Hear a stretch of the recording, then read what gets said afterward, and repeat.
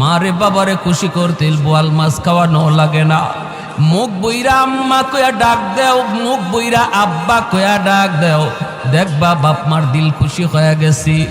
আল্লাহ কয় বান্দা তুই তোর মারে খুশি করলি না, যেন আমি আরশের মালিক রে খুশি কইরা নিলি। রাতের বেলা মাথায় একটু তেল লাগায় দিছো মার, বাবার পায়ের তলায় একটু তেল মালিশ করে দিছো। ওই রাতে যদি তোমার মরণ হয়, মায়ের নবীর সুসংবাদ তোমার ব্যাপারে, যত বড় গুনাহগার তুমি হও না কেন, সকাল হওয়া মাত্রই তোমার জন্য জান্নাতের দরজা খোলা।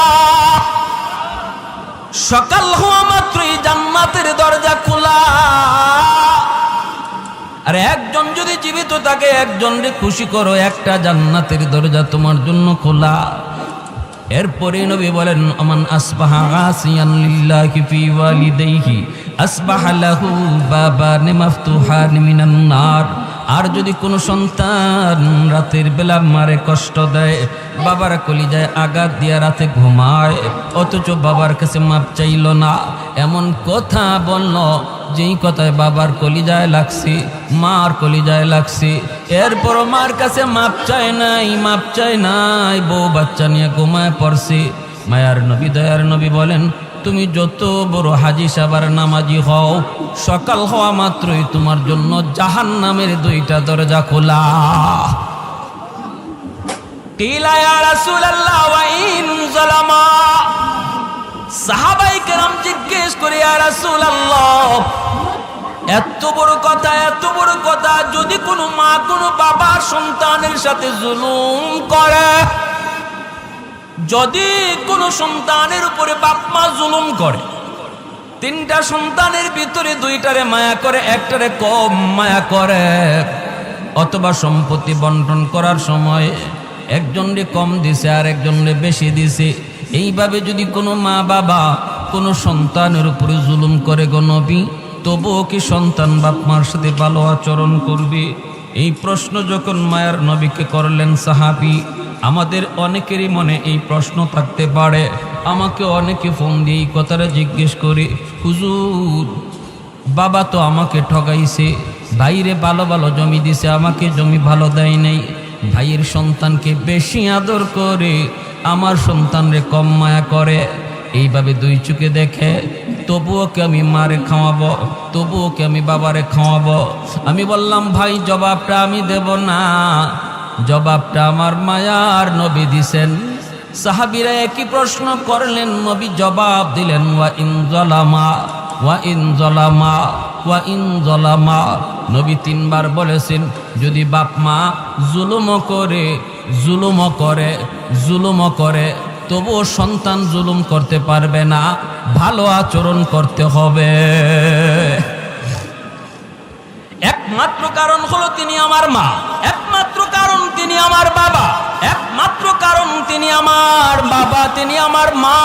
তার উসিলায় আমি দুনিয়া দেখেছি, তার উসিলায় আমি বড় হয়েছি, তার উসিলায় আমি আজকে ম্যাজিস্ট্রেট, তাদের উসিলায় আজকে আমি ডাক্তার, তাদের উসিলায় আজকে আমি শিল্পপতি।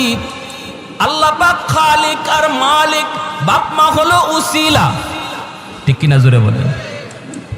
এজন্য আল্লাহ পাক রব্বুল আলামিন পবিত্র কোরআনের সূরাতুল লুকমানের মধ্যে তিনি বলেন, আনিশকুরলি ওয়ালি ওয়ালিদাইক, আমি আল্লাহর শুকরিয়া আদায় করো, সাথে সাথে তোমরা তোমাদের মা বাবার শুকরিয়া আদায় করো, সাথে সাথে বলছেন বাপ মার শুকরিয়া আদায় করো, কারণ আমি খালিক আর মা বাবা তোমাদের দুনিয়া আসার উসিলা। অতএব যখনই আমি আল্লাহর শুকরিয়া আদায় করবা খালিক হিসাবে, তখনই সাথে সাথে বাপ মার শুকরিয়া আদায় করো তারা দুনিয়ায় আসার উসিলা হিসাবে। এই যে মুর্দেগান আজ আমাদের কাছ থেকে বিদায় নিলেন, আমাদের কাছে তাদের কোনো পাওনা আছে কিনা? আমরা যে তাদের রুহের মাগফিরাত কামনা করব, কোন তরিকায়, কিভাবে তাদের জন্য আমরা উপকার করব, এই বিষয় নিয়ে আমি কিছু কথা বলবো ইনশাআল্লাহ। আল্লাহ যদি আমাকে তৌফিক দান করেন, সবাই বলি আমিন। মুআজ্জাজ হাজিরিন, বনু তামিম গোত্র মদিনার একটি প্রসিদ্ধ গোত্রের নাম। এই বনু তামিম গোত্রের এক যুবক আল্লাহর নবীর কাছে একটা প্রশ্ন নিয়ে হাজির হলো। প্রশ্নটা হলো, ইয়া রাসূলুল্লাহ, আমি একটা কথা জানার জন্য আপনার কাছে এসেছি। নবীজি বলেন, কি কথা বলো? এই কথা বলার আগেই যুবকের চেহারা ফ্যাকাশে হয়ে গেল, যুবকের চোখে পানি জমে গেল, সে কান্না শুরু করল। নবীজি বলেন, বলো, তোমার কি কথা বলো। তখন বলতেছি, ইয়া রাসূলুল্লাহ, আমার জিজ্ঞাসা হলো, মানুষ মারা যাওয়ার পর ওই মৃত ব্যক্তির জন্য আমরা যারা জীবিত, আমাদের পক্ষ থেকে কোনো খেদমত করার সুযোগ আসেনি। আমরা তো জীবিত মানুষের খেদমত করি, কিন্তু ওই যুবক নবীজির কাছে প্রশ্ন রাখল, মৃত মানুষের জন্য খেদমতের কোনো ব্যবস্থা আছে কিনা। নবীজি বললেন, কেন বলো? এই কথা বলতেই বলে, ইয়া রাসূলুল্লাহ, আমি একজন অসহায় এক যুবক, আমি আমার মা বাবার গর্ভে একমাত্র সন্তান। আমার মা আমার বাবা বড় কষ্ট করে আমাকে লালন পালন করেছেন, অভাবী সংসার। আমার বাবা দিন আনতেন, দিন খাইতাম। বড় কখনো বাবা যদি কাজে বের হতে না পারতেন তাহলে এই দিন উপাস থাকতে হতো। আমার বাবা দিন আনতেন, আমি কত দেখেছি, কখনো বাবা যদি মা নিজের খানাটা আমাকে খাওয়াইছেন তাহলে এই দিন উপাস, মা উপাস ছিলেন। আমি কত দেখেছি, আমার বাবা উপোস ছিলেন, মা নিজের খানাটা আমাকে খাওয়াই। শেষ বয়সে চিকিৎসার অভাবে মারা গেলেন, কত দেখেছি।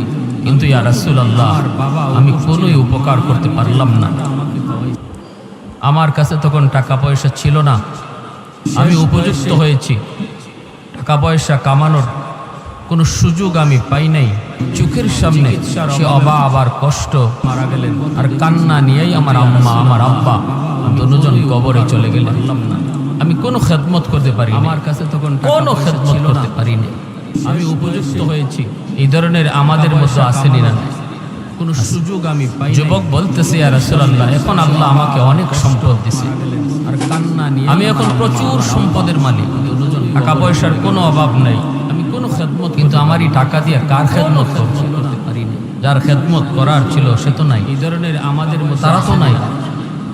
নবীজি, যুবক বলতে, এখন আমি শুধু রাতের বেলা কান্না করি, চোখের পানি জড়াই, মার সে অভাবের দৃশ্য দেখা, মার কষ্টের কথা চিন্তা করা, বাবার কষ্টের কথা চিন্তা করি।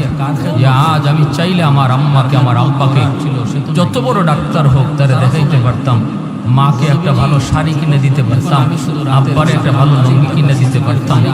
যখন মা বাবা, আল্লাহ আমাকে তৌফিক দিয়েছে, কিন্তু সুযোগ কেড়ে নিয়েছে, মা বাবা কবরে শহীদ।